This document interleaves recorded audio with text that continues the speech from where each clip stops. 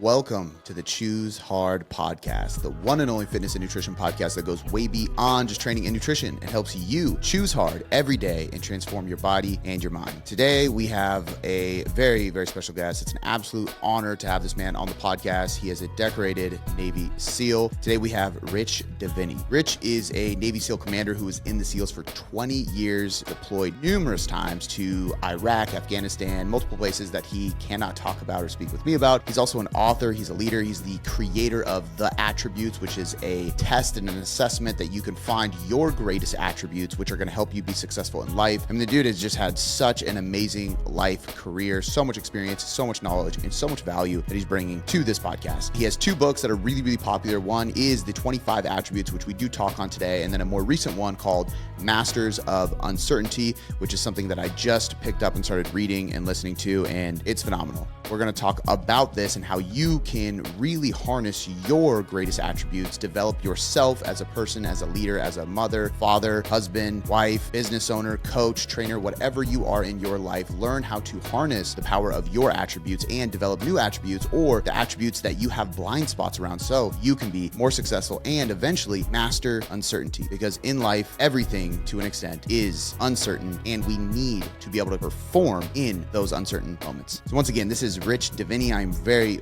very honored to have him on the podcast and just so unbelievably excited for you to listen to this. You're going to get so much value. I highly suggest you grab a notepad and a pen, or you pull out your notepad on your phone so you can start taking notes. Make sure you click the links in the description. We're going to give you a discount code to his assessment, The Attributes, so that you can get a cheaper rate and actually take the test to learn more about your attributes and how you can be more successful by harnessing the power of your attributes, and some links to grab his books. Without any further ado, let's talk to the one and only Rich Diviney. The greatest things in life all start with a challenge. You must accept that everything is hard before it gets easy. Everything you want in life begins with a hard path. All right, Rich, as I was just telling you before we hit record, I'm really, really excited about this. It's always, first and foremost, just an honor to have you on the podcast. You have done, obviously, a lot for this country, and it's, I have just become more and more fascinated with not just SEALs, but anybody in the military units, law enforcement. We work with plenty of people who are ex-military or current military law enforcement as coaches in fitness. And, man, you can learn so much about life and leadership and business and being a good parent and how to choose hard and do more in life just by listening to you guys. So thank you for everything you've done. Thank you for all the content and the books and everything you've written and put out. And I am really, really honored to have you on the podcast and excited to interview, man. Well, thank you, Cody. It's great to be here. Thanks for reaching out, and excited to have the conversation. So thank you. Yeah. So let's, before we dive into your books, I want to kind of go back and really learn about why you got into the SEALs and kind of pick apart a little bit of your story so we can have some background and some context. And then we're going to kind of get into some of the lessons that you can really provide the audience with from all your years in service. So first, I don't want to do it, not do it justice. Can you give us in a nutshell, like, who is Rich? What role do you serve and play today that you tell people, I guess I should say, in the years served in the military, what branch and all that kind of stuff? Yeah, that's a good one. Well, in a nutshell, if I were to give you just a couple words, who is Rich? Rich is a husband and father. Those are my primary identities and always have been. Well, I guess always since I got married and had kids, and those are the most important to me. However, I have stacked a couple of identities on top of that. I grew up in New England and Connecticut. Growing up, I always wanted to be a fighter pilot, and specifically a Navy pilot. I have a twin brother. We both wanted to do that. And it was really the very early 90s, like 1990, 1991, I learned about the SEALs. There was an article, it was right after the first Gulf War, there was an article about special operations that came out in Newsweek magazine, and I learned about these guys. I was like, who the heck are these guys? This seems pretty cool. I subsequently ended up at Purdue University in an ROTC program, and really towards the end of my 4 years there, ultimately said to myself, when you get ready to choose what pathway you want to try out for, And I said to myself, I know I can be a pilot, but I don't want to always wonder if I could be a SEAL. And that's really what led me down that road. Now, back in the '90s, no one knew what SEALs were. By the way, I mean it was difficult to find SEAL stuff. There were like 2 movies, tops. One of them was the Charlie Sheen one, and then a few books, mostly from the Vietnam era. And so, but I knew it was something really special. I like this. I like my biggest draw was the water aspect, of the fact that these guys came from the water. And I've always loved everything about water. Growing up in New England, we were out on the beach, and I was just so comfortable underwater. And so that's what I did. I got selected, went to SEAL training in 1996, made it through, thankfully, and then started my career, which was obviously slow at first, but when 9/11 hit, it got quite kinetic, and ended up doing 21 years in the teams, multiple combat deployments. I think 7 to Iraq and 5 to Afghanistan, and a few others, smatterings around places I can't talk about. And also, I was an officer, so I ran. I commanded SEAL troops, SEAL platoons, and I commanded a SEAL team. I also ran selection and assessment for one of our very specialized SEAL commands. And so, during all that time, I really began to explore and get fascinated with the nuances of performance, and really what it was that allowed us to do what we did. In the SEAL teams in combat and otherwise, and then really in some cases I was tasked to try to articulate that stuff, which was the impetus to everything I'm working on today. Got out in 2017, retired basically, because after 20 years it's considered retirement. Got into the leadership space, decided that this performance topic was being discussed by businesses and organizations and teams, and I felt like I could add to that conversation. So that was what caused me to write the first book, The Attributes, and that came out in 2021. And then we built a business. My wife and I built a business around that, which I know we'll talk about. But then in February, released the second book, Masters of Uncertainty. And that Masters of Uncertainty book is really the book I've always wanted to write. It really encompasses a lot of those things that I believe is what it takes for us as human beings to march into uncertainty, challenge, and stress, and obviously it involves and includes the attributes to a certain extent. So yeah, that's me. My 2 boys are 20 and 18, so they're young men now.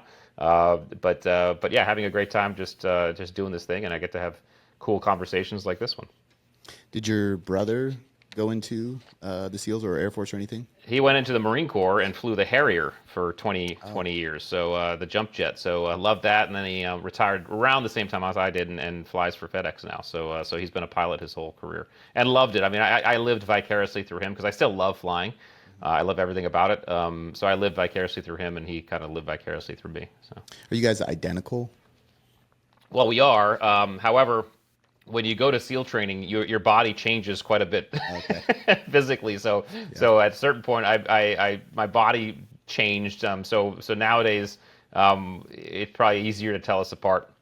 But our voices are identical. Even my mom can't tell who's talking if she's not looking at us. So that's always fun. But there's nothing. The image is the scariest, but scary in a cool way. 2 jacked, scary, lethal, identical twins. It's just like... Well, it's funny you say that because we're nowhere near jacked, never have been. But I'm glad you brought that up because we mentioned Jocko, and he's a friend, and we actually talked about this in the early days of the SEAL teams. And I'll just say early days when I went in the '90s, no one really knew what SEALs were. All of us SEALs, we looked like normal people. I mean, there was only a couple folks in this, like team guys who looked like Captain America. All of us just looked like regular dudes.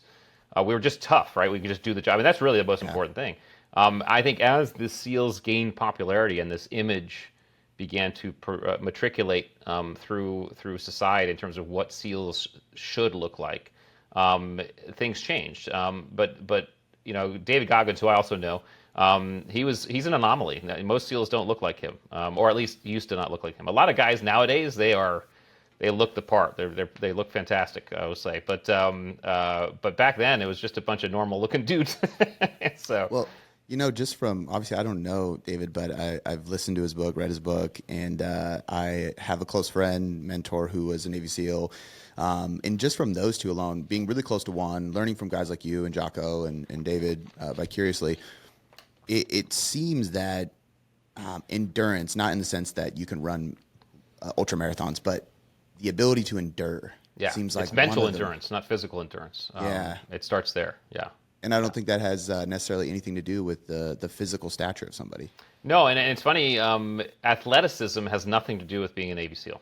Nothing. And I was never an athlete. I would never define myself as an athlete. I played sports, but I was not an athlete. And but you have to be tough, and you have to be in shape enough to do it, right? But you have to be tough. The guy who can do 120 push-ups without blinking is no more or less predisposed to make it through SEAL training than the guy who can do 80, and it's a struggle the whole time. In fact, the guy who struggles to do 80 may, in fact, do better because that guy's used to struggle.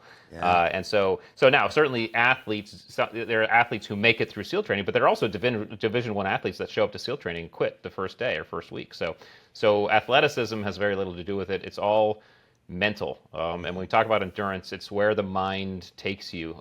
You go to buds and it's about them taking you down to zero and saying, okay, where do you go? Where can you go from here? What do you got? And that's what it takes. And that translates through all of your career, because combat's even worse than, or even more intense, I guess, and taxing than SEAL training. But you can apply these principles to everyday life as well, which is exactly why I was interested in writing some books about it. What was it that pulled you into SEALs? And is it common that people, they go from not being enlisted in anything to I'm going to make it on the SEALs? Because I don't hear very many stories of somebody is, in the Army and they're in the military for a while, they do deployment, they come back and they decide they're going to try out for the SEALs. It's usually like people walk in and they're like, this is what I'm going to do. Yeah, well, that's a unique thing about the Navy SEALs, and that is guys can go directly into the Navy and go straight to SEAL training. They can go to the Navy to become SEALs. Now, Army, I think you could do kind of the same thing in the Army, but because the Army's I guess kind of simply put, a land unit, it's also common for guys or folks to go into the Army. They serve in certain places and they say, ooh, I want to try out for this.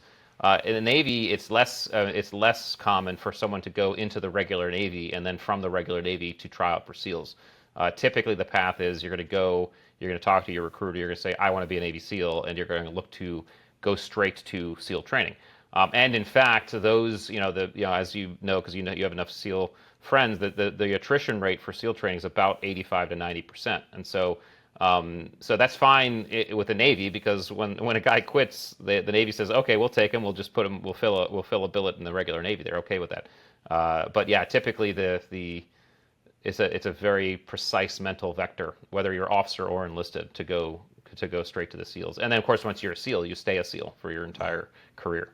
Did you know that the attrition rate was that, and it was this difficult when you went?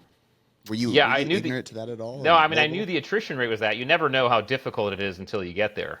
That's always a little bit of a shocker, because you can't rehearse for something like that. But yeah, I knew the attrition rate. But it's funny. I just did a podcast with another friend of mine. His name is Andy Stumpf, and Andy and I were talking about this idea that, and he was an instructor. He actually served as an instructor for a few years. But he talked about how no one goes to buds thinking they're going to quit. Every person who shows up basically thinks they're going to make it through. They're very confident. Oh yeah, I'll be there at graduation. But it's the crucible of the experience that allows for someone to, in fact, know for sure. And I say that in a very respectful way. The guys who quit buds, there's no better or worse. It's just it's a very specific niche for a very specific type of person. And if you go, I've talked to a bunch of guys who've DOR'd and quit buds, and I tell them the same thing. It's like, listen, this is not you. This is not a measure of you as a human being. I mean, it's just not for you. And not making it shouldn't, and it's easier said than done, but it shouldn't derail you from other endeavors. It's a very difficult thing for many guys, of course, especially if that's their dream. But yeah, it's a specific job, specific niche for a specific type of human being, and that number's low. What's funny, Cody, is I'll be in a room with because a lot of people, and I think you'd probably agree with this. You just wonder if you could do it. You wonder if I tried, could I do it? And I've been in a room. I was in fact once in a room with 10 10 executives or guys. They were executives, and we're all talking. The conversation came to, oh yeah, I wonder if I would make it. I wonder if I would make it, right? And I sat there with them and I said, listen, I respect this conversation. I think it's fascinating. However, the attrition rate's 90%, and I'm already one guy who's made it through out of all of you 10. So the odds for the rest of you aren't good. So, which was obviously sobering. But yeah, it's a specific, very unique niche and profession. For people who don't know more about this, can you explain what BUDS is? Yeah, BUDS is the training pipeline for becoming a Navy SEAL. It's what a regular sailor or officer needs to go through to become a Navy SEAL, and it's 6 months long. It's in San Diego, California. BUDS stands for Basic Underwater Demolition / SEAL Training. It's 6 months long in San Diego, California, Coronado specifically, and it's broken into 3 phases. The first phase is basically kick your ass phase. That's where you have the most quitters, because that's also where you have Hell Week. Hell Week is really the crucible for SEAL training holistically. It's the 5th week of training, and you start on a Sunday afternoon in Hell Week, and they run you all the way until the following Friday afternoon. And during that entire 7 days or 6 days, you only get to sleep for about 2 to 2.5 hours. And that's for the whole week. That's not every night. That's for the whole week. And the whole time you're running around with boats, you're freezing, you're cold, you're sandy, you're wet, and they're just kicking your butt. And that's where you get the most quitters. In fact, it's very rare that someone quits after they make it through Hell Week. But then once you make it through Hell Week, you finish out first phase. Second phase is dive phase. You learn all of your underwater stuff, and then third phase is land warfare, where you learn all of your navigation and weaponeering and things like that, and very basic stuff. I say learn.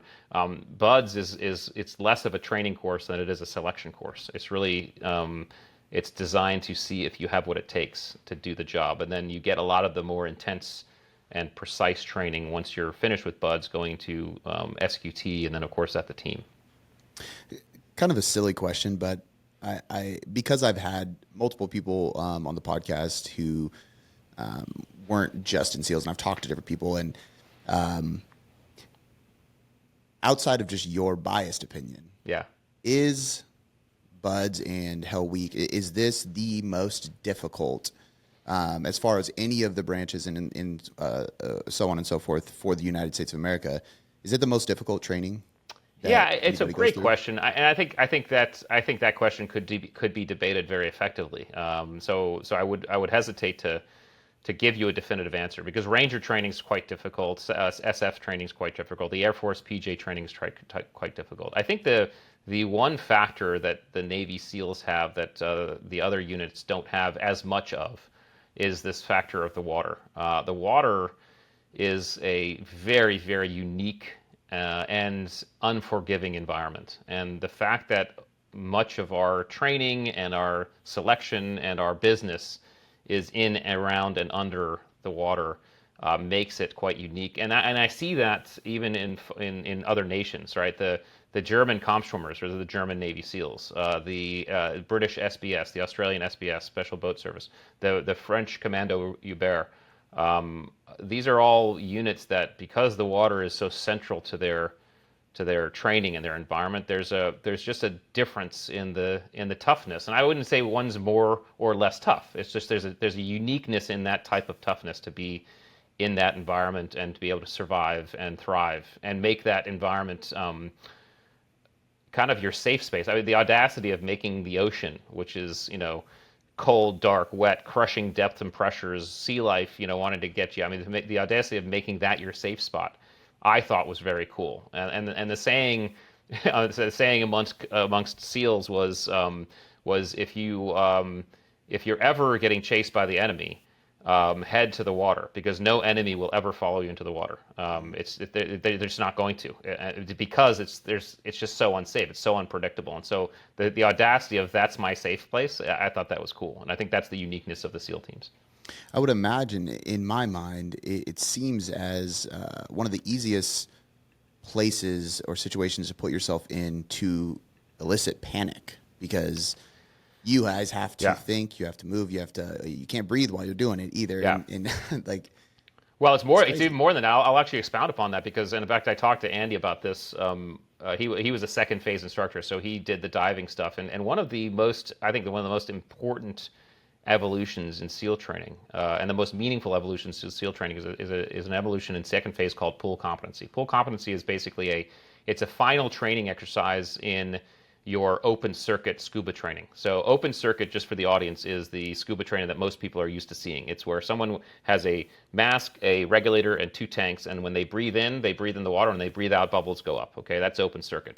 It's a very basic form of diving. Now the SEALs take it to the next level, and we learn closed circuit diving, which is it's a German unit called the Draeger, and it's a unit that's pure oxygen.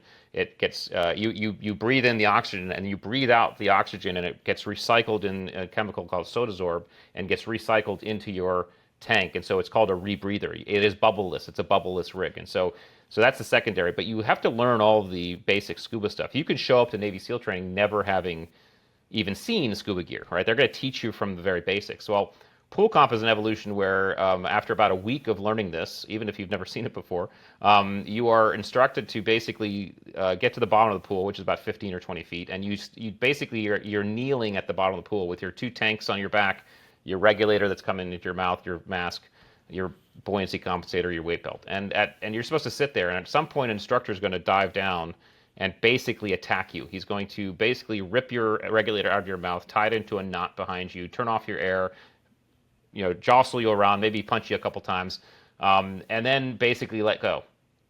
At that point, your priority, your task is to solve the problem, okay? And by solving the problem, it means, okay, what's my first priority? Air. I got to go back. I got to untie this knot. I got to put my regulator back in my mouth. I got to turn on my air, get the airflow going. Once I have the airflow going, I can actually sort myself and have a little bit more time.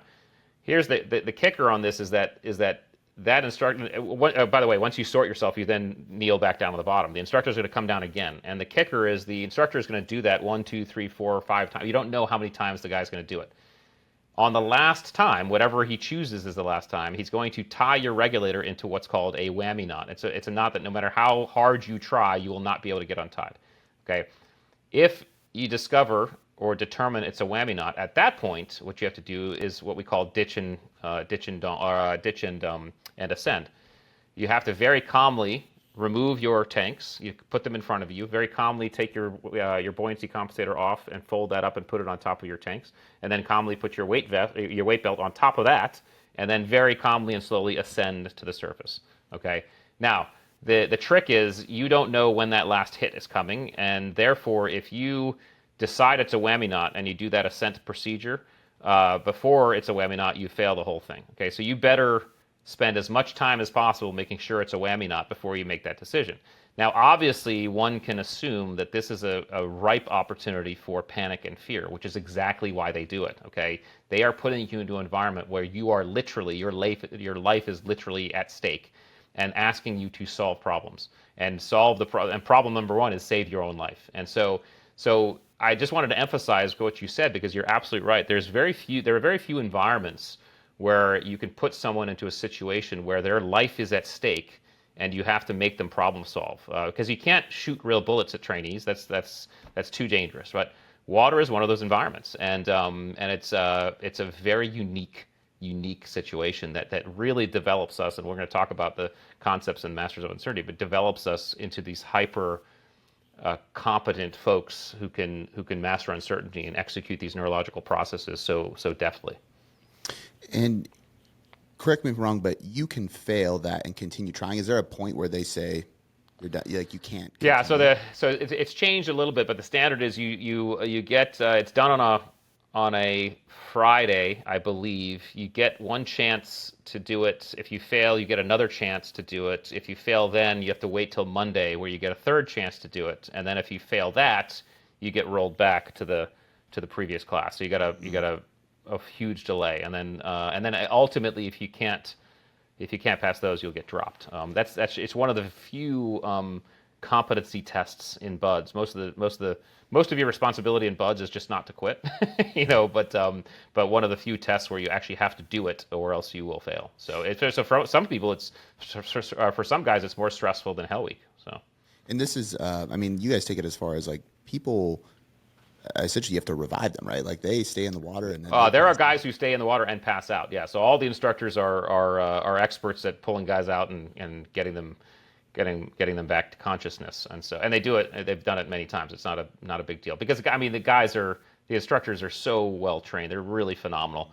So they're on those. They're looking the whole time. So as soon as a guy passes out, they're on them and they're out of the water within seconds. And so there's never any time spent that would actually do damage. So and oftentimes in those situations, as soon as the individual hits the air, they come back. But yeah, it happens. So.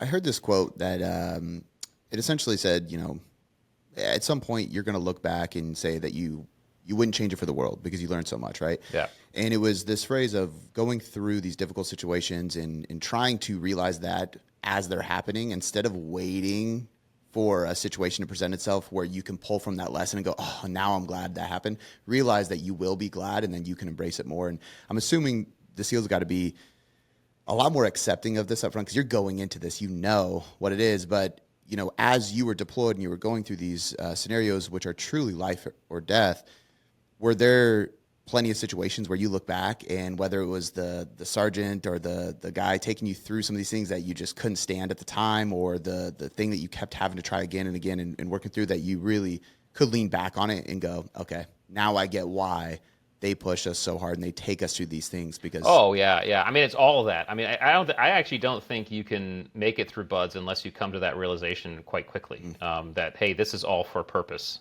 This is not just for sadistical nonsense. It's for purpose. Now I certainly can't define or articulate what the purpose is and what's actually going on, but you definitely understand and appreciate it. And honestly, the sense of accomplishment that you get every single day at BUD/S, you finish a day, you're like, ooh, I'm still here. I think this is where it gets very interesting in terms of the dopamine reward system. People are quitting all the time, and one of the weird nuances of SEAL training is that when you see someone quit, you actually feel good about yourself because you're still there, and it's an interesting reward structure. It's dangerous because that translates often into later on, SEALs eat each other, and we eat our own a lot of times. That's why you get SEALs bad-mouthing other SEALs and things like that. But ultimately, that sense of accomplishment you have every single day because you're still there is very, very predominant, and it's just building confidence the whole time. So I think that translates into the rest of life where it's difficult for anybody to understand the growth opportunity of a traumatic event in the moment, even for Navy SEALs, because even if you're not panicked or whatever, you're still working through that trauma, and you don't have time to reflect back. But it certainly is a common trait for all SEALs to very rapidly after hard situations look back and say, okay, cool, what did I learn? Yeah. So. Yeah. Well, it's bringing up the dopamine makes me think of something I've been wanting to ask you because as I've been, I listen and read at the same time. So as I'm listening to you read your book, and I've heard you mention this on podcasts as well.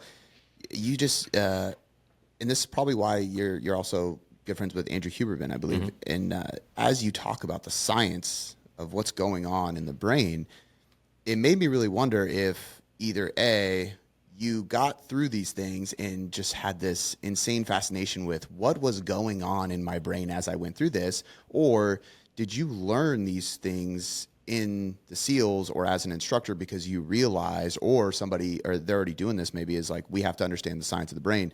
Because I never hear people talk about that. You talk about characteristics and traits and difficulty, but it's rare that you hear about the brain science of really like human performance neurologically. Well, it's a little bit of both. For certain concepts, like the attributes, for example, the realization and kind of the discovery and subsequent research on attributes began as a task for when I was running this selection and training for development group. And that was a very specific selection that we were basically trying to find out, hey, why were some of these guys not making it? They were rock stars. Why were they not making it? That led me down a very specific path of discovering the differences between skills and attributes. When it came to the neuroscience, I think for me, as I progressed in my career, I became fascinated kind of tangentially with neuroscience and what it was that caused us to do what we do in human behavior. I met Huberman in 2017, so it was right after I retired, and we met because we were at this it wasn't even a conference. It was kind of a planning session for another executive who wanted to put on a day of high performing stuff. Goggins was there too. David was there, so we got to catch up. But Huberman and I first met there, and he was running a fear lab at Stanford at the time, and so he was literally mapping out neurologically what fear looks like in the brain. And of course, he was very interested in hearing what we do to manage our fear. And so it was really the blending of kind of the practical experiential stuff that we do with the neuroscience that began to mesh in a very interesting way. And what I recognized in those moments was that you can take some of these concepts and even these feats that you see human beings do or Navy SEALs do, and by putting neuroscience to them, you immediately take the SEALs off the pedestal, and you remind everybody that these are human. Or you take whoever accomplished it. This is very human stuff. That fascinates me because as soon as you do that, you can now talk about it to other people, and you can help other people with it.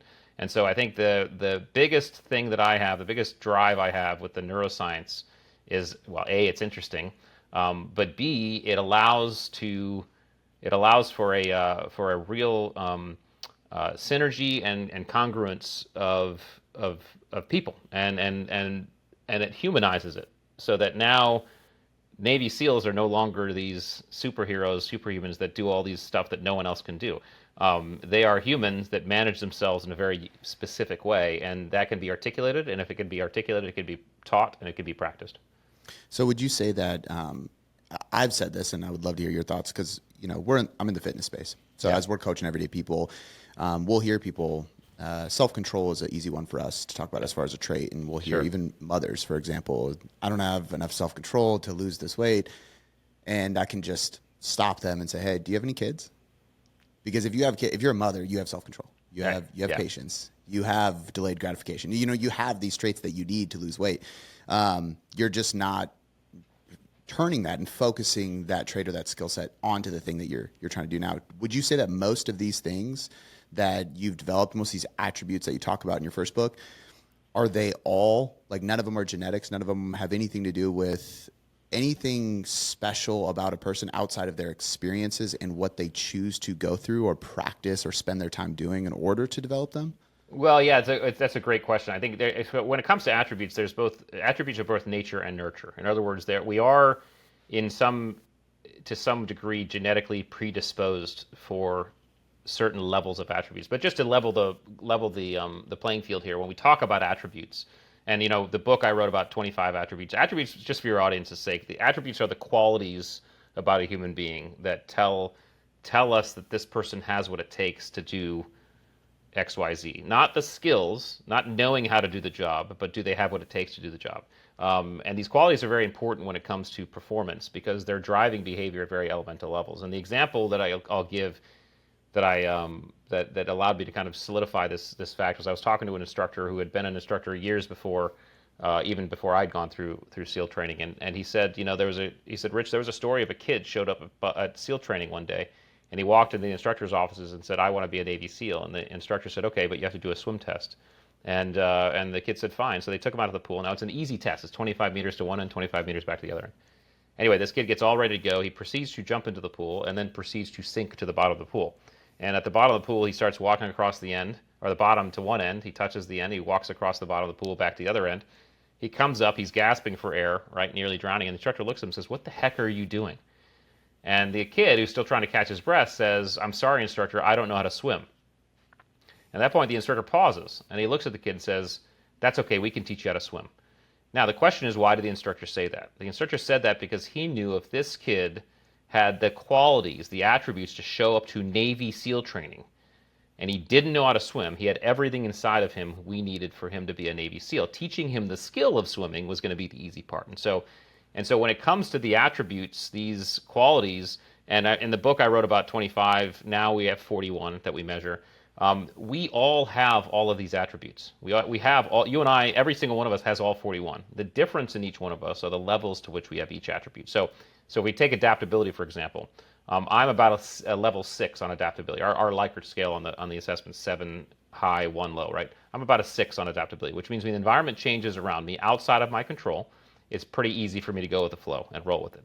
Someone else might be a level 3 on adaptability, which means when the same thing happens to them, it's difficult for them to go with the flow. They're still adaptable because all human beings are, but there's more friction there. There's more challenge. And so when we think about our own performance, we have to think about the uniqueness of our character is driven in some part to a degree by the uniqueness of the set of attributes we have, which ones we prioritize all the way down to the ones we don't prioritize. And our assessment tool helps measure from your top one all the way to the 41st one.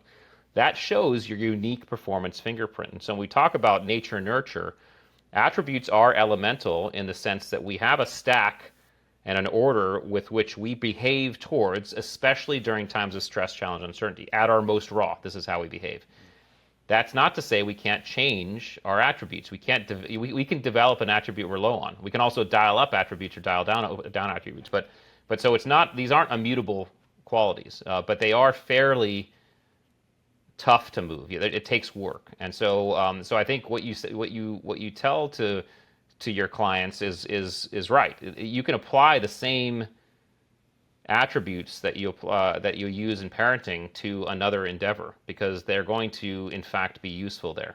Now, this is a great way to start to understand and practice your capabilities, understand what type of vehicle. I always kind of say humans are like vehicles. We're all like cars, but some of us are Jeeps and some of us are SUVs and some of us are Ferraris. And there's no judgment there because the Jeep can do things the Ferrari can't do and the Ferrari can do things the Jeep can't do. But it behooves us to lift our hood and figure out what kind of car we are, because the friction in our lives in the moment might be because we're a Jeep that's been trying to run on a Ferrari track this whole time, or vice versa. And so I think what you're saying is true. Attributes are both nature and nurture. Just so that people listening can see how much this applies to everything. Because the first thing I thought about is something I've been practicing and saying in my business for years now, when we hire coaches, is obviously you have to know something about fitness and nutrition and stuff. But truthfully, I tell people a very similar thing as that instructor does, where it's, when we look at movement patterns and exercise selection, intensities and volumes, rep ranges, rest periods, macros and calories and recipes and meal planning, I can teach you so much of that so easily. It might take us some time depending on how many of those things you do not know. Right. But I can teach you those things. But human connection, communication, accountability, instilling motivation, helping people develop self-belief, those are patience would probably be a big one, right? Yeah. Those are very difficult. So I look for those things way more than I do what certification somebody has with training and nutrition. And my next question, I think you might have answered it a little bit. So I guess it's not if, it's more of how. But I was going to ask, do you believe, just after, and I think it's more of an opinion-based answer probably, and that's fine, but over the time of doing what you've done and this assessment has grown, obviously you've added attributes to it. Some people will say, hey, learn your strengths and focus on those, build your strengths. And other people will say, fix your weaknesses. I was going to ask you what you think, but you kind of mentioned if you're a Jeep on a Ferrari track, you need to develop your weakness because you're on a Ferrari track. Now, should the person change the track they're on? Well, that's a great question, and I haven't answered that, but I'm glad you asked it. And the answer is maybe, but it really depends on the human being and what they want to do. What is more important for people to understand is that they're not really weaknesses. They're blind spots. I mean, to say it's a weakness is to say is for a Ferrari to look at a Jeep and say you don't have a powerful enough engine, right? Or a Jeep to look at a Ferrari and say you don't have powerful enough shocks or good enough shocks. It's different. We're totally different. And so, for example, what we say is if you take the assessment, you'll get your attribute ranking, right, from 1 all the way to 41, your top 5 all the way down to your bottom 5, okay? And what I tell people is, hey, when you look at your top 5 and bottom 5, you're not looking at your strengths and your weaknesses. It's not like that. In other words, your success as a human being is as much because of your bottom 5 as it is your top 5. You're low on an attribute. Your being low on an attribute might be exactly what your specific niche requires. In other words, I would say the stand-up comic with too much empathy is going to be a lousy stand-up comic. Okay, so just because you're low on an attribute doesn't mean you need to develop it. Doesn't mean it's a weakness. In fact, it's likely a strength. If you're really rocking and rolling and humming in what you're doing in life, it's likely that you are using your highs and your lows as strengths in your lifetime. This allows us to tell a very different story when it comes to performance, and that is, first of all, allows us to eliminate judgment when we're looking at other people, especially teaming, because a lot of times frustrations we feel for another person is because they're low on an attribute that we're high on. Okay, but there are advantages to not being disciplined. There are advantages to not being patient. There are disadvantages to being too disciplined. And so, or I'd say blind spots. And so we allow people to explore their attributes from an optic of, okay, what are some advantages to having this particular stack, specifically your top 5, bottom 5, and what are some blind spots you have to be aware of because these are your top 5 and because these are your bottom 5, right? The person who's high on decisiveness and low on patience, okay, advantages are that person's going to make decisions quite rapidly and going to move fast. Disadvantages, they may make decisions too rapidly and move too fast. Yeah. So this is when we have to lean on teaming and other people if we want to slow some of this down. So I think one of the powers of the attributes is that it helps people understand their very unique performance fingerprint without judgment, and really become proud of the vehicle they are.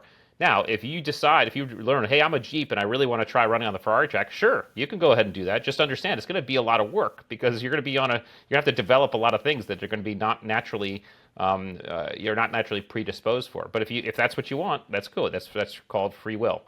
So it's really, I'm glad you asked it because it's not about judging these things, and attributes are not about strengths and weaknesses. It's about your unique performance fingerprint. I love that. And I love that the assessment is about attributes. It's not, I mean, I hate to say, like, there's nothing wrong with this test, but it's not a strength finder, where it's right. Like, it's clearly in the title that this is, which makes you feel like anything that's not on that list is a weakness and that's an issue. Yeah, so that's right. I really like that. And I know because of that, there's no black and white answer to this, but I am curious if you have found that there are any, even if it's just one or if there's a few universal attributes that do tend to be the most beneficial. Now, and I'm thinking about this because I'm staring at this book, Masters of Uncertainty, and I think about adaptability being pretty closely tied to that. And I can think of a lot of situations for myself as a business owner where that would pay dividends. I can also think of reasons why, as a father and a husband and leader in my household, like, being able to stay calm and adapt to the situations is what allows my family to stay calm and be led. And there's just so many situations where I feel like mastering uncertainty and being somebody who is adaptable, I got to imagine, like, that's a good strength to have no matter what for anybody. It is, but I'll challenge you a little bit because sometimes rigidity is what's required in the moment. And so even adaptability can be argued, almost every attribute can be argued a plus and a pro and a con for a specific environment. But I'm not going to dodge the question. I will say this. When it comes to uncertainty, all right, well, I'm going to answer it in two ways. There's the attributes that I think are most important for uncertainty, and then the attributes that I think might be most important in life, okay? Because they're somewhat different answers. The attribute that I think is most important for uncertainty is compartmentalization. And when we talk about moving horizons, that's what this is. That's what compartmentalization is. And I know we're going to talk about that. We'll get into the neuroscience of that. I would say when it comes to life, ultimately, I think that if someone is low on the grit attributes, courage, perseverance, adaptability, and resilience, you're going to have a rough go. You really are. Specifically, courage and adaptability. I think those if you're really low on those two things, life's going to be a little bit harder for you than it does other people. Because with courage, you're not predisposed to stepping into your discomfort. You're too risk adverse, and we just know life is risky. And then adaptability, because life is always going to throw changes at you, and so if you can't be somewhat fluid, then you're going to have some sort of difficulty. But I still will maintain the posture that it's quite relative and quite subjective. So, a great answer. We talk about structured flexibility inside of dieting with clients all the time. Because if you're too flexible, you have no idea what you're tracking or what you're looking at, or there's no metrics to look at. I mean, are you making progress? Who knows? You're not doing anything. You're just too flexible. You're too open. You're too free with it. If you're too structured, it becomes rigid. And now I'm looking forward to. I know you and I are going to keep in touch. I hope we do. When you get through the attributes book and you read the chapter on discipline, okay, I talk about this phenomenon called the self-disciplined loser.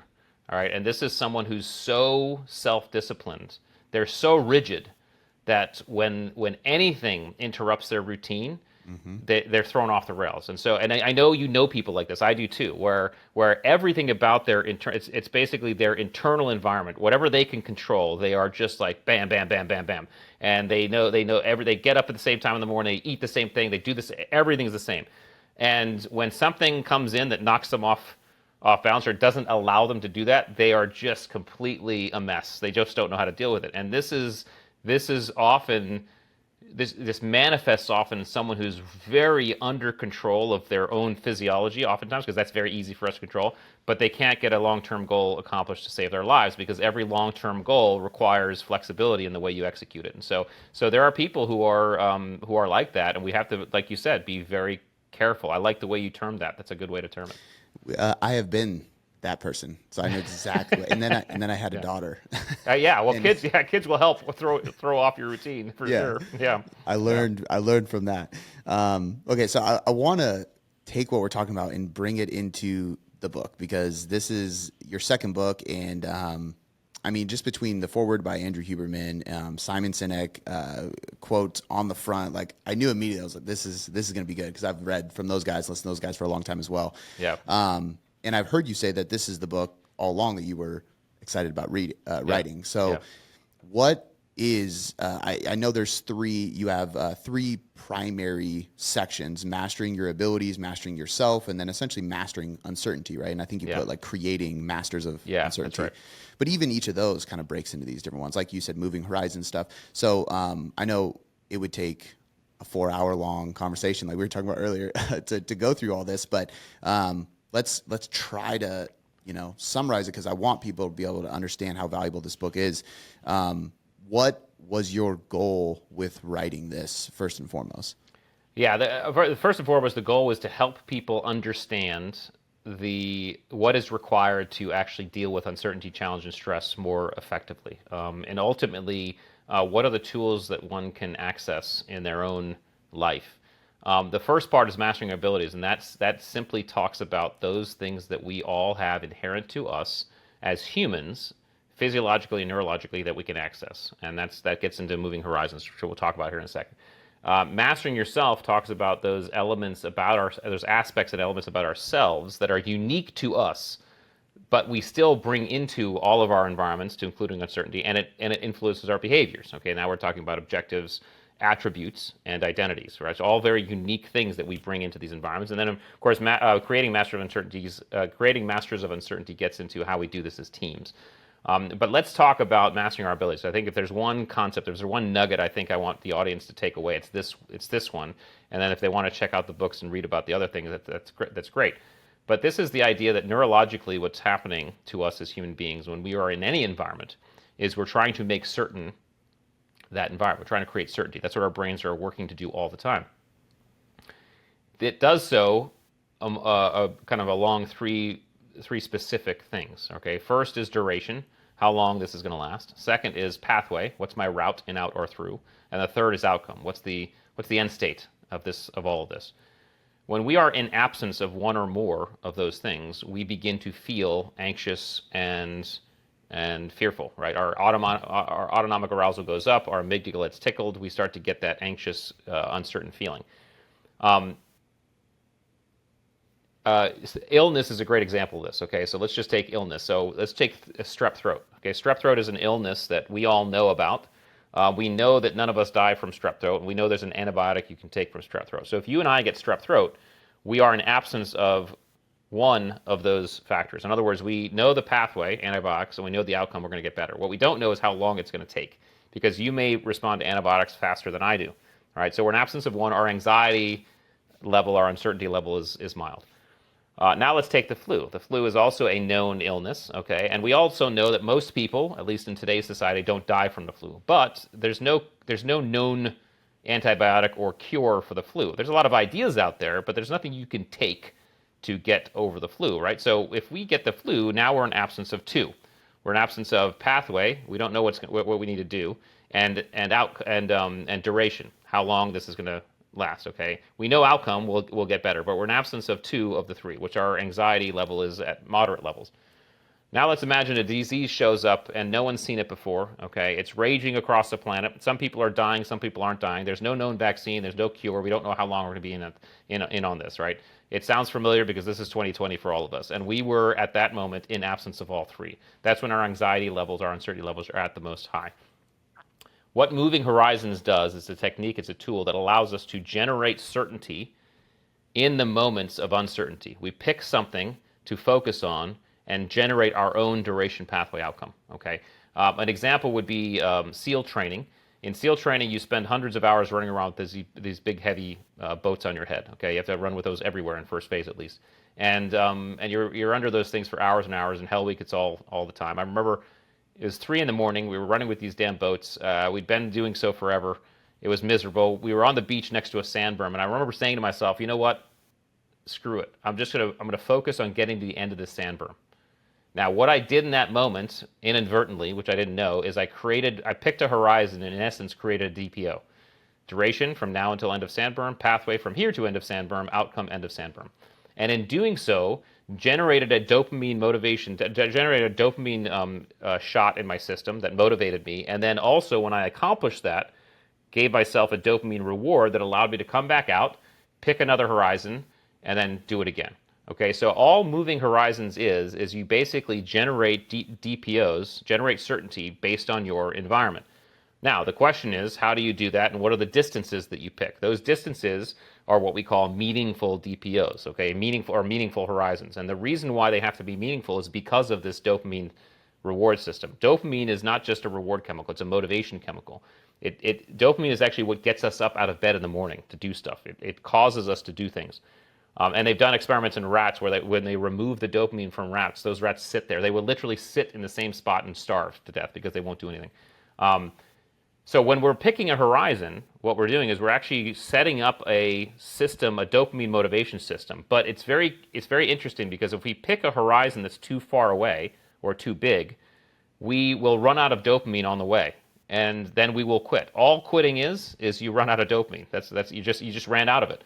If you pick a horizon that's too short, then you don't get enough of a register of a reward to feel good enough to do it again. So the horizon distances are always subjective to the individual and the environment, the intensity of the environment. In other words, the more intense the environment, often the shorter the horizon, the shorter the DPO. An example of that would be, in SEAL training, you're freezing in the surf zone for what seems like hours. And I remember being freezing in the surf zone, and I remember saying to myself, I'm just going to count 5 waves. That was my horizon. Sometimes my horizon was I'm going to make it to the next meal. Sometimes it was I'm going to make it to the end of the day or make it to the end of the sand berm. But this horizon shifting is something that we all do. In fact, every single human being who's listening to this has done this on occasion. Okay, we've all done it. Oftentimes, even in your line of work, we do it in the gym all the time. You don't focus on the entirety of the workout. You focus on the set you're on, because to focus on the entirety of the workout is going to be overwhelming. Okay, so we can practice this. The difference between the gym and say Hell Week or other experiences is that there's no uncertainty in the gym. Okay, it's all certain. However, this technique works with certainty or without certainty, but certainly in uncertainty, it creates certainty in that environment. So I think if there's one concept that I want to help people learn or get across, it's this idea of moving horizons. And again, people are like, wait a second, I know exactly what he's talking about. I've done that before. Yes, you have, but now you can articulate it. And once you can articulate it, like I said, you can practice it. And once you can practice it, you can get really good at it. And once you get really good at it, you can teach other people how to do it. And that's really what drives me and what makes me excited about people knowing this stuff. Is there ever a point where you tell people to create new horizons? And the reason this comes up is because I can think of a couple clients that I've helped and worked with that they went through like acquisition deals where they sell their company, and I think of it like, dang, you've been building that company for years and now it's gone, or if you've been in the SEALs for years and years and then it's done. But people like you move on to like really brain and human performance, writing books, speaking, these like. But for those who don't, sometimes it can elicit depression. And this is where we see people turn to alcohol and a lot changes in their life, whether we're talking about an Olympic athlete who trains their whole life, wins gold, and then they're too old at 35 or 40 to compete. And now what, right? Yeah. It's still moving horizons to an extent, but do you think sometimes people struggle? Well, because they it's a can't great, create again, it? a great question. I want to just emphasize moving horizons. That whole concept is meant for this micro goals, the micro goal things, right? It's how can I make it through these moments? Okay, what you're talking about are objectives, which get into the other factors. When we talk about knowing yourself, objectives, attributes, identities. Objectives, attributes, identities are those things that we bring into environments that are unique to us that are still driving our behavior. Okay, so an objective is like what you talked about. It's a goal. It's a big, large goal that can be then chunked into smaller horizons and smaller DPOs. But they have to be present. You can't DPO your way to a vague purpose. Okay, there has to be an objective, something you're looking to do and accomplish. More importantly, I think what you're hitting upon is this idea of identities. We've talked about attributes extensively. Identities drives. So identity. What is identity? Identity is this idea that the two most powerful words in the human language are the words I am. Because everything that comes after those two words, everything you put after those two words drives your behavior, drives your identity. The thing that we have to understand about ourselves as humans is we are constantly, over a lifetime, collecting a bunch of I ams. They could be really powerful I ams to really benign I ams, right? I went to this high school. I played this sport. I'm a Navy SEAL. I'm a husband. I'm a father, right? I'm a Metallica fan. Whatever those I ams are. But every single one of those I ams comes with them, or it, conditions and rules that define what it means to behave inside that identity. And those behaviors are being executed depending on the environment we're in.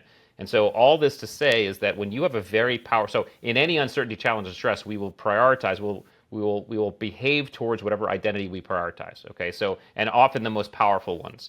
So in Iraq and Afghanistan, my priority identity I was behaving towards was Navy SEAL, obviously. When I was at home, it was husband and father, and you would change and shift. Why does this matter? Because based on your question, identities, when we are in absence of a very powerful identity, in other words, we aren't that anymore, we feel a significant dearth in ourselves. Okay, this is why guys get out of the SEAL teams and they feel, holy shit, I'm really depressed here, or change careers or whatever, because there's a dearth now, there's an absence.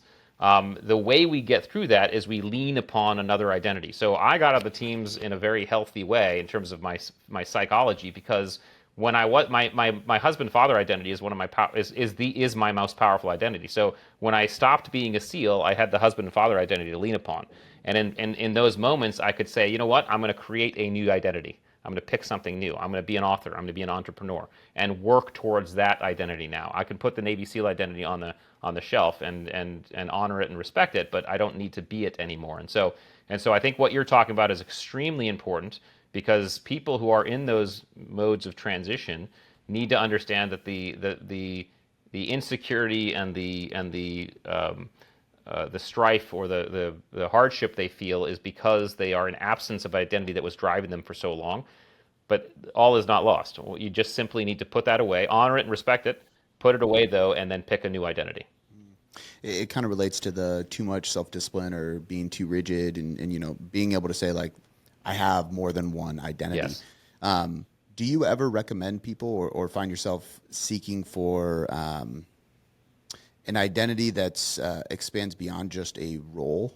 And I mean that in a way where sometimes people will they have this debate of like, well, like we have our titles and our roles, and then we have who we are as a person, our identity. And a lot of times I find that what they're talking about there is more like standards and sometimes some of these attributes, I would assume, like even just like leadership. Like, I'm a leader. Well, leader is many things depending on where you apply it. Yeah. Well, I think my sense is you can always put some sort of role to it. It just depends on how you define that. I mean, if you choose something, whatever you choose, and whatever you call it, it's going to come with some rules and conditions that you define as behaving inside that role. So if you say you're a leader, unless it's a specific role, I'm a leader of whatever. And by the way, you can't call yourself a leader, right? That's paradox. You can be in charge, but you can't call yourself a leader. That's like calling yourself good looking or funny. Other people decide whether or not you are someone they want to follow based on the way you behave, right? But anyway, if you say I'm a leader, there's certain reasons why you would call yourself a leader, and things that you expect yourself to do in congruence with that specific identity, and that then brings in the optic a little bit, because you're still defining, at least mentally, the roles. Like, what would you do? Like, as a leader, I would never do X, and as a leader, I would always do Y, whatever that is for you. Same thing as a father, I would never do X, I would always do Y. So yeah, I think it's really this is all very interesting to me because it's very gray. It's never black or white, and it's all very subjective. But I think again, part of the strength of this stuff is if you start defining it and articulating it in meaningful ways, people can start to sort this out on their own and come up with their own unique little map of who they are and why they behave the way they do. Yeah, no, I love it. I think that, and I can say this because I'm saying it to you and not myself. I look at you as a leader because I think of SEALs and instructor and then author / mentor / speaker and a creator and a father and a husband in so many roles. Like obviously there's an aspect of leadership and developing others and helping others and serving others that you grab onto and you thrive with. And I think it's almost like a bridge that connects these different roles and identities because you're able to easily shift from SEAL to this next phase because you can translate those things. Essentially that's what, the attributes book is about. That's what this book is about. It's identifying those things and then being able to use it in different areas of your life, which is why I think that's why I love learning from guys like you and people who have served so much. It's just so applicable to so many areas of life. As we kind of wrap things up, is there any aspect of this book or the other that you haven't, like you feel like the audience needs to understand? I want to be able to plug your assessment because I think that's going to be huge, but just in general, anything we skipped by maybe? No, I don't. I think specifics, people can kind of go into the books and learn and read about the specifics. What I will say is that I think, and one of the things I'm proud of is that the attributes, even though I wrote it first, it was actually, there was some unconscious genius there because it was such a big topic that we were able to create this platform and this structure that the attributes could kind of help build. So the Masters of Uncertainty stuff can fall on that because obviously one very important part of mastering uncertainty is to understand your own attributes. And now we have a system and a kind of a structure inside of which people can do that. And I know we'll get the assessment, we'll offer the assessment to folks. I think the one thing I do want to say, and I think one of the things that drives me, maybe one of my purposes, I guess, is that this excites me because this stuff, this mastering uncertainty stuff, is not only meaningful because it'll help people deal with uncertainty when it hits, because it always will. Hits without warning. It'll help you do that. But what's really meaningful for me is that if you get really good at this stuff, you begin to deliberately step into uncertainty and step outside your comfort zone. And you and I know, and because you talk about this in what you do every day, I know you do. And I just met you and I know you do this, right? Our growth, our development, our evolution as human beings is because we step outside our comfort zone. That's where we find it. We don't find it in our comfort zone. We have to step outside our comfort zone. And if we can practice these tools and be given an opportunity to get really good at this stuff, we begin to find opportunity to deliberately step outside our comfort zone, deliberately grow, deliberately evolve. And this is, I think, the gift that guys like me are given when we go to SEAL training. Obviously, we volunteer for it, but you're left with this extreme confidence. And I think this is the way I would define confidence. True confidence is the idea that I know that as I move through life, regardless of what happens, I will figure out a way. I'll figure it out. I'll make something happen. Okay. And then, by the way, it's not arrogance at all. Because you can be very confident and not arrogant at all. You can be very confident and humble. It's again, arrogance is I'm better than you. Confidence is I know I can do this. Arrogance is I'm better than you. Okay. But that's true confidence. And I think these tools, these techniques can allow human beings to build true confidence and deliberately step outside their comfort zone and then grow and evolve and start to realize or explore their potential. So good. The last question I have for you before I just want you to mention where people can find your books, the assessment, everything like that, is what does choose hard mean to you? Oh man, it means so much. I loved as soon as you reached out to me, I was like, oh man, I'm definitely going on this show because I love the title. Choose hard means that you are growing, you're deliberately putting yourself in a position to grow and evolve. But it's more than that. You are actually participating in your own longevity and health. I'm not sure if you know, and Huberman's talked about this. There's a part of our brain, it's a little part that neuroscientists have discovered. It's called the anterior mid-cingulate cortex. Okay, small part of the brain that neuroscientists discovered that gets highlighted or turned on when we are doing hard things or even in anticipation of doing hard things. But every time we do hard things, this part of our brain grows. And they've linked that growth to the ability to do hard things more consistently, but also longevity. People who continually exercise this part of the brain have been proven to live longer lives. And so you are literally, with your show, encouraging people to live longer by choosing hard. And that's what I love about it. Oh, I love that. That means a lot, man. And I have heard him talk about that. Yeah. And I was really excited when I heard him talk about it because it was right after we rebranded and changed the name. And it started as something that we were just telling clients. And everybody's heart is different. But it was like, hey, just start with the next hard thing that you need to do for a positive, better result. Choose that. Yeah. It's always going to lead to a better path, Great answer. So where can people find your books? Where can people find this assessment? That's going to be huge because I think people can gain so much value out of that, whether it's just a parent, it's just an everyday person, it's an entrepreneur, they have a team they're leading or anything like that. Where can everybody find all of this? Yeah, absolutely. So both books are on Amazon, of course, where books are sold. Theattributes.com is our website, and there you'll find everything we do. You'll find the books, you'll find all of our workshops and our assessment. We're gonna get you guys a coupon code, and we'll get you a link that can take you directly to where you need to be from the show notes. But anybody who wants to check it out more immediately, they can go to theattributes.com. And obviously, I'm on Instagram and LinkedIn. That's where you and I connected. I think was Instagram the first time. So Rich _Diviney, I think is my handle. But yeah, just follow us, visit us, and check it out. Love it. I will link everything in the show notes, including the link that you guys can get a discounted rate on this assessment, which I highly recommend, as well as the books. I highly recommend those. And I'll link his content so you guys can follow him and check his stuff out too. So once again, it is an honor to have you on the podcast. Thank you so much for spending time with me. And I'm really excited for people to listen to this. Thank you, brother. Thanks for having me.